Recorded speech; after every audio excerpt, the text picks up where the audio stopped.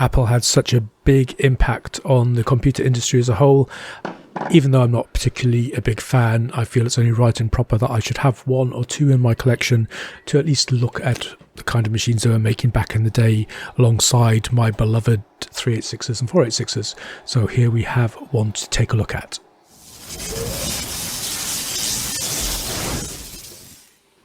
No prizes for guessing which particular model Apple Mac this is. We have a Power Macintosh 7100, the first generation of Power PC, running at 66 megahertz. It's in its box, and we've got the Apple design keyboard to go with it, which is very cool indeed. So a kind of unboxing, though it's not new. We get the keyboard up here first and take a look. Okay, let's get this puppy out the box, and I did notice on the side of the box that this is a US model, so quite how this came to be in the UK I'm not entirely sure. I do have from one of the other machines I've got the UK model of this keyboard, and holding them up side by side there are a few significant differences, not least of which is the pound sterling symbol is missing from the US one. Things are in slightly different places, and in fact there do seem to be some keys that are on one and not the other. Either way, I don't think it's going to cause us any kind of problems for the kind of thing I'm going to be doing with this machine. So this is the Apple design keyboard, which is basically a cheap, crappy, mass-produced keyboard that they put out with the bulk of their machines, and it's just rubber dome rubbish. It doesn't feel particularly nice. It's not awful, but it doesn't feel particularly nice. Apple did have a rather fancy version called the Apple Extended Keyboard, I believe, and this had really nice Alps mechanical switches. Alas, this is not one of those. Enough about keyboards for now. Let's get the big box up and see what's inside. Okay, opening up the lid. It's quite cool. It's all still there in its nice little polys, and there's some kind of box down the side. So we'll fish that out and take a look. Look inside. Actually, no, welcome and look inside to get started with your computer. So open up this, and straight away we can see we've got the mouse, that freaky single button mouse. Uses the ADB bus on these old Macs. A bit of bubble wrap. United States Postal Service, we deliver. That adds a clue that this thing perhaps did indeed originate in the US. Some kind of cable here. Don't know what, audio connectors, mic or something like that. Then there's a getting started guide. Set up and important health related information. A little pamphlet on troubleshooting. And there's this absolute multitude of license agreements. There's about 10 of them. God knows what they're all for. You would have thought they could have just put them in one little booklet. I suppose each box and each model had different things, I guess.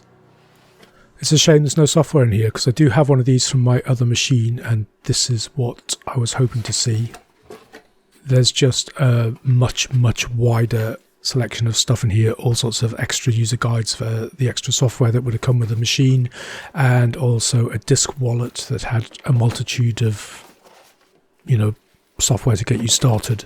None of that with this machine, unfortunately. I have since found the system disk for this on eBay, so that is winging its way over from the US, and that should give me some of the stuff that came with this machine. Anyway, enough of peripheral rubbish. Time to unleash the beast and get this beige monster out of its box. It's a big hefty beast of a machine, so we've got a nice big Apple emblem on the badge there. Power PC emblazoned across the front next to the 1 1/4 inch floppy drive. Below that we've got a CD-ROM and a grill for a speaker, and tucked away at the bottom left there's a reset button and also a thing called a power interrupt button, which I believe is for debugging. So when you push that, it launches some kind of debug console in the software, which I'll explore at a later time. Spin around and take a look at the back. It feels a bit uneven, so yeah, there's one rubber foot, 3 are missing, so I'll have to do something about that. On the back, looks like we've got some bays for an expansion card. One of them is populated with a graphics card with a proprietary DB15 connector. And below that, there's actually a second built-in graphics on the motherboard for another monitor, so you can run two. And this one, you'd think it'd have the same connector, but no, it's got a thing called an HDI 45 video connector, so you need a different adapter for that. Then more proprietary connectors for printer. There's one similar for a modem. And then we've got our ADB connector for our keyboard and mouse, etc. And then we've got some familiar looking jacks, mini jacks for speaker and microphone.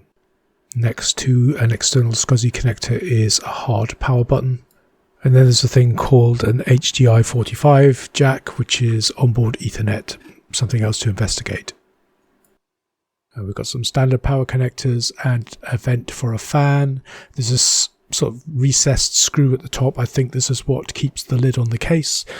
So hopefully if I undo that, I'll be able to slide it off and we'll be able to see what's inside.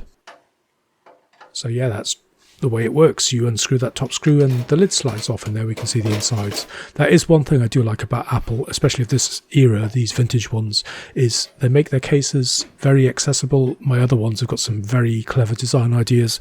We'll have a look at those some other time, but yeah, very simple to get into. You don't have all the screws and sliding panels and things you do on a PC. So everything's nicely packed in here, all very neat and tidy. We'll go for the low-hanging fruit first and whip out that graphics card that we saw in the expansion bay. So this is in a PDS slot, which is another proprietary slot. I don't think there was ever any more than one PDS slot in any of Apple's machines, and apparently it talks very closely to the pins on the CPU and is more like a local bus than anything else. So I guess I might be going in totally the wrong direction here, but maybe VESA local bus is the closest equivalent on a PC. So we've got some room for expansion on this card, and I believe it takes 68-pin VRAM SIMs, so I'll probably go searching for some of those at some point in the future. And then there's this little thingy down here that looks a bit like a Coast module on a Pentium. And I thought it might be level 2 cache because I know you can expand it on these machines. But it turns out this is a ROM. So I'm guessing this is kind of the equivalent of a BIOS chip on a PC. I don't know. But yeah, this is a ROM that stores system bits and pieces. Behind that, there's this identical slot. And apparently that one is the one for upgrading the level 2 cache. Don't think it's compatible with the Coast modules on a PC, so I'll have to see if I can get some of that. Start getting the other bits out now. So we've got our hard drive here. There's one thing about these Macs is everything on here is SCSI. There's no IDE at all, as far as I'm aware. So we've got a SCSI hard drive, a SCSI CD-ROM, and some kind of proprietary floppy disk. The floppy disk just has a single connector, so I guess that delivers both power and data. But it looks, on the surface, it looks like a normal floppy disk drive, but it has its own connectors. And then we've got our 250 megabyte Apple computer SCSI hard drive provided to us by Quantum, and this unfortunately is the smallest drive that you get on these machines. I think that they came in 250, 350 and 500 sizes, so this is the entry level. There's some kind of slidey clippy thing going across the top of the power supply, so I guess that needs to come off. Looks like the power supply has to come out, but you can't get at it, so the CD-ROM looks like it's held in by some clips, but they're very, very stiff. But I think I'm going to have to pop these clips out, and I should be able to slide the CD-ROM forward a little bit. That should allow me to get at the power supply. I think the power supply, I can't see any screws holding it in, so I guess it just lifts out. Well, that CD-ROM drive did not want to come out to meet the 21st century. It was stiff as hell. I had to wiggle it and jiggle it and poke it with screwdrivers, but it did eventually come out, and then I may as well just pull the whole thing out and then I can get at the power supply. So this again looks like an Apple computer branded product. Doesn't really say much on there, but it's a SCSI CD-ROM drive. I believe it's a double speed drive, 2 times speed. So again, a very proprietary idea. When you get your fingers underneath the power supply, you just pull it out and it has a socket. It sockets into the motherboard, and then there's another socket that the cables come out of the motherboard. So it's kind of a strange arrangement where the power supply plugs into the motherboard, and then the Molex connectors also connect to the motherboard on a separate connector. So now at last this big old drive tray just sort of hooks into the back panel, so you lift it up and out it pops. So that gets us down to the motherboard, which is quite a sparse sort of clean looking thing. Well, it's filthy dirty, but clean in terms of components. So we've got all of our SCSI cables there, so we can get those out, our floppy disk cable, the CD audio cable, and once all of those are out, you can clearly see that cable I was talking about before, which is the Molex connectors which plug into the motherboard, and then just above that you can see the white connector that holds the power supply. And tucked away, I don't know why they always tuck the memory in such places that you can't access it without removing half the computer, because it's the most obvious first upgrade you might want to do. But anyway, it's in there, and I guess this is just your standard 72-pin fast page mode, but I'll have to check that up. But there's room for more, so I can expand that too. And I spy with my little eye something beginning with battery, and luckily I can't see any green shit on my motherboard and no signs of any nasties oozing out of that plastic holder. So we take this thing out and it looks like the original battery. It looks like the 3rd month of 1994. So this is one of those half height AA batteries. So it's got half AA there, and I can't quite read it. EB3S is the model. I did look it up and there are equivalents, so I can replace this. I'm going to put it back for now since it's in such good condition, as I understand that some Macs don't like not having the battery for the real-time clock in, even if it's flat. I think they call them PRAM batteries on Macs. I'm not too sure what that stands for, but I'll put it back for now and I'll get one ordered, and within the next few days I'll replace it. So again, thoughtful design on the motherboard. It looks like a single screw, and I can see these little kind of hooks that hook the motherboard in place. So I'm guessing take this screw out and the whole thing should just slide out. A bit fiddly at the front because there's some kind of contraption to hit the buttons on the front of the motherboard for the reset, etc. But it did come out in the end. It's all a bit dirty and dusty and grimy, so I think the next thing is to give it a bit of a clean.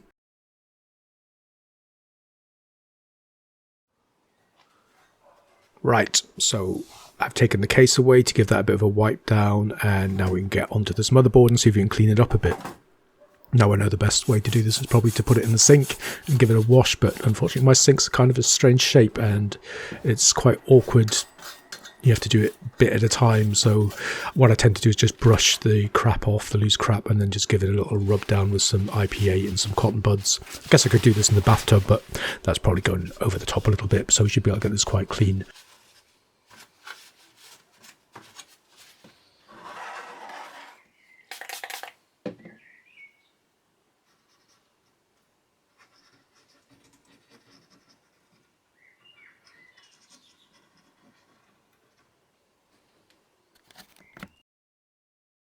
So that's come up looking pretty okay.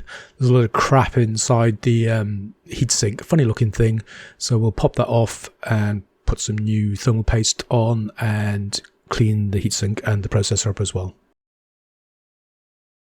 Yeah, sometimes when you're taking these things apart, there are things that surprise you, and this processor is quite simply beautiful. What can I say? You almost need sunglasses to look at it. It's just a turquoise masterpiece. It's an absolute travesty to have to hide it underneath an ugly heatsink. It needs some kind of window. It's just, yeah, amazing.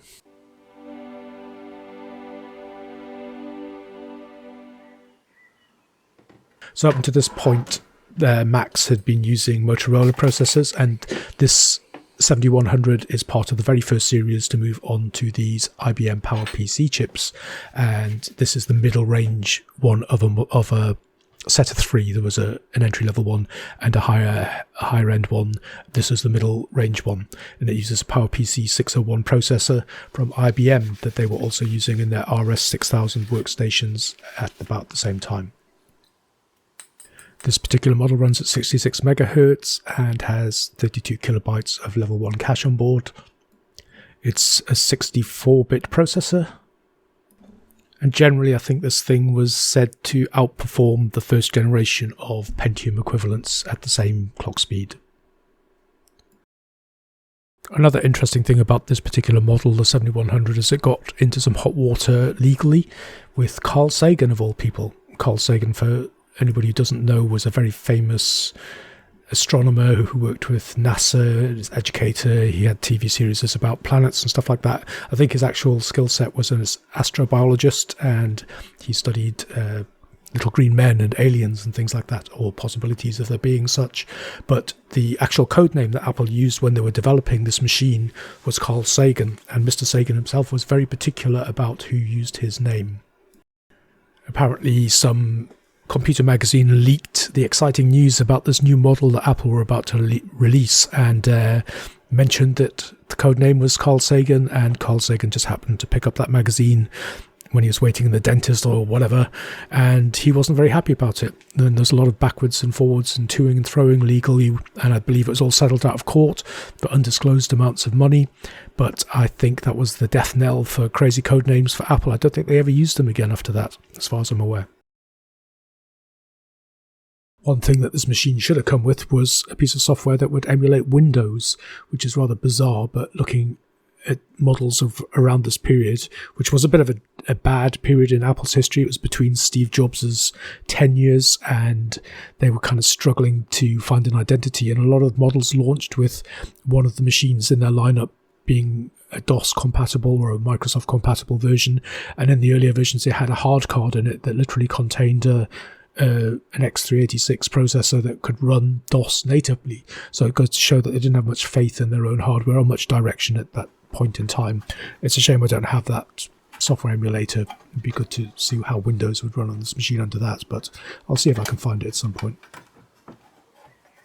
Time to start putting the motherboard back together, so we'll get this heatsink back on.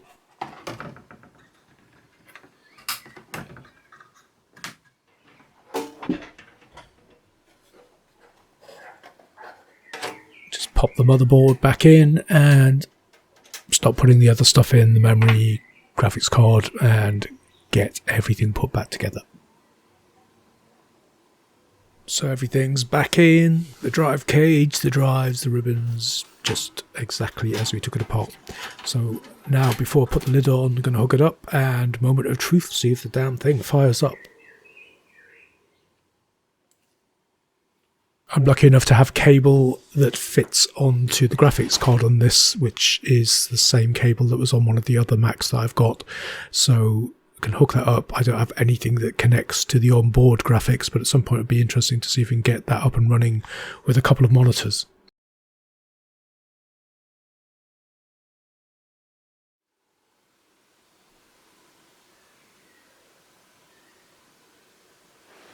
Here goes, fingers crossed, moment of truth.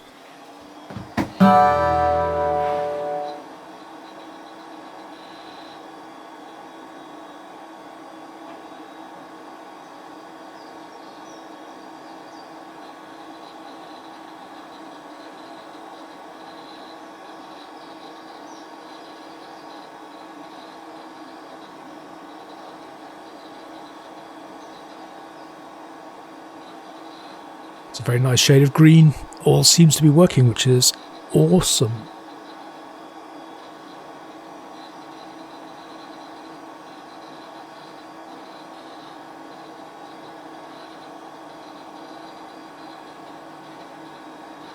I bought this machine on eBay. It was fairly well priced because it was a collection only, but it was at the other end of the country. Fortunately, it was in the vicinity of where my sister lives, so she went and got it for me.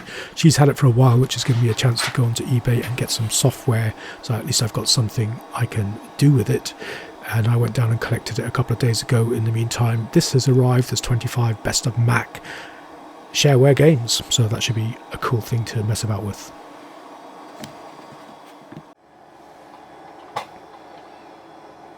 But before we do that, it looks like there's actually some stuff on here. It's a very clean install. I think it's System 7.5's on this.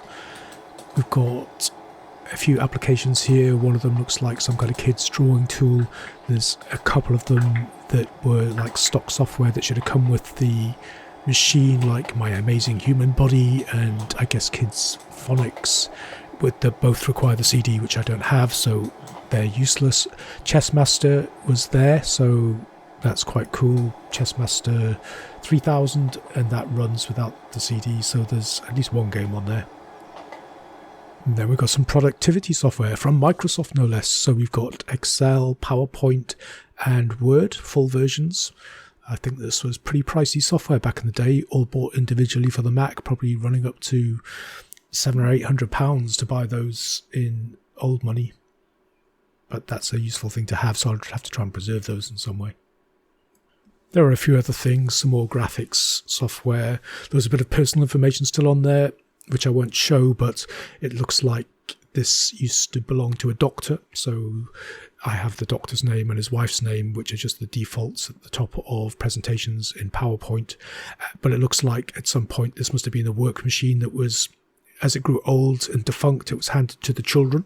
There are 3 children, and they have various bits of poetry and stuff in here, which is quite cute. All these documents are kind of dated around 2000, so that would fit in with this machine having been used seriously from its sort of 1994 delivery date, and then got a bit long in the tooth and handed on to the kids. As soon as my system disk arrives from eBay, I'll probably flatten everything, wipe everything, and start with a fresh operating system and environment. So let's get this shareware games CD in there. I'm still getting kind of used to this crazy Mac operating system. Yeah, I was looking for the CD drive to open it, but nothing happens. You don't see it until you actually put a CD in, and then it offers you options to do something with it. Okay, so browsing into this, we have arcade, adventure, board and card games to choose from. So it's got to be arcade to start with. Okay, the first game we'll look at is Beam Wars.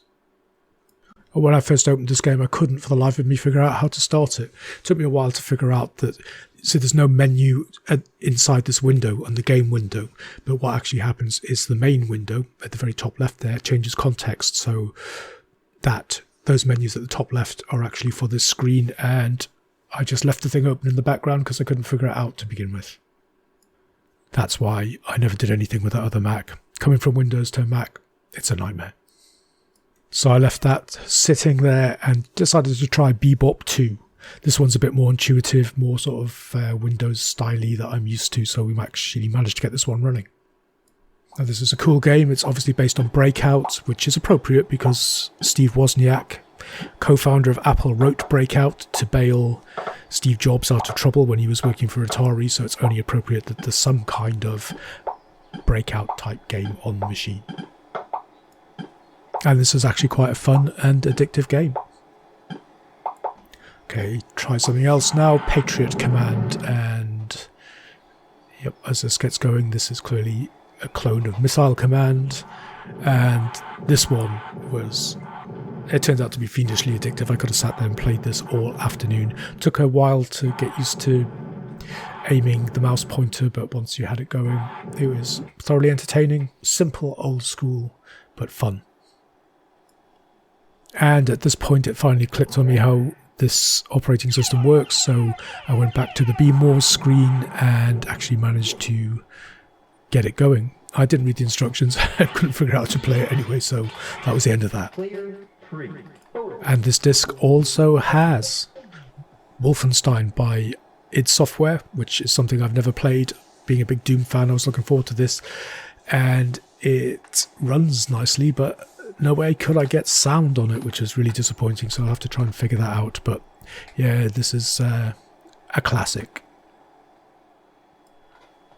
There's a lot of good stuff on here so far. I'll have a quick look at one of the adventure games. So we've got a sort of RPG type thing called Siege of Darkwood, and it's kind of an old school Dungeons and Dragons thing, fairly minimalistic graphics, but I actually think there's some pretty good stuff on this disc. I think I'm going to have a lot of fun working through it.